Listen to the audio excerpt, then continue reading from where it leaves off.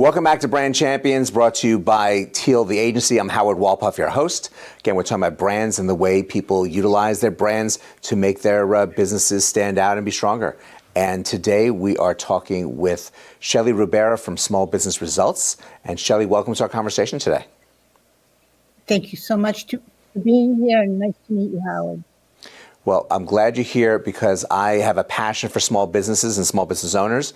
So working with them, how are you discussing how their brand really sets a tone for how prospects are going to connect with them and how they're going to work with their clients? Yeah, I mean, people do it mostly, they do marketing and selling before they have their brand in place. And to me, it's really it is the most important thing. If you're not clear about who you work with, what they want, and the outcome they get from you, it's going to be a pretty tough road to sell anything. So that brand positioning and defining of who you are, what they want, and outcome is where it all begins. It's very true. And you're working with a lot of people who have some great ideas and a lot of excitement and passion, but may not have that direction they need to make sure that their brand stands out. Well, the conversation that I had the other day, part of it is you have entrepreneurs who have a lot of ideas, So I listen. What's the idea? How are you going to monetize it? What's the idea? And finally I say, listen, it's really hard to choose when you are that bright and that talented. But it all comes down to finding who wants what you're offering. And so I said, put all your ideas in a book and let's come up with one that we can build on. She said, that gave me so much relief. There's no way I could get focused with all my ideas. So we're off and running. Well, good, because it really is important that a brand and a owner has a focus initially of what they want to do, because as things grow and as things get successful, there are ways to branch out and add more to a business. But having that right direction could really set the tone for how they're going to market themselves and how companies are going to react when they do find them. I say, listen, let's imagine that we have a brand new BMW. We're going for, you have to pick a road. There could be 5 roads in front of us, but we have to pick a road. So the goal is, don't be afraid to say yes to someone for fear of saying no to someone else. Go down that road, and guess what? We're going to have to take a left or a right at some point. That's exactly what you were saying. I can go for families with children, and then I could branch off and do grandmothers.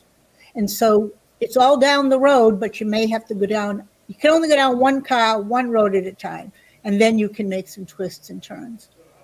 It makes a whole lot of sense and really helps to keep them focused on what they're doing. But there still is a lot of excitement on how they are doing it. So what is the most, what gives you the most energy with working with these businesses and this spark they have for an idea? What excites me so much is when you can make things happen with a client.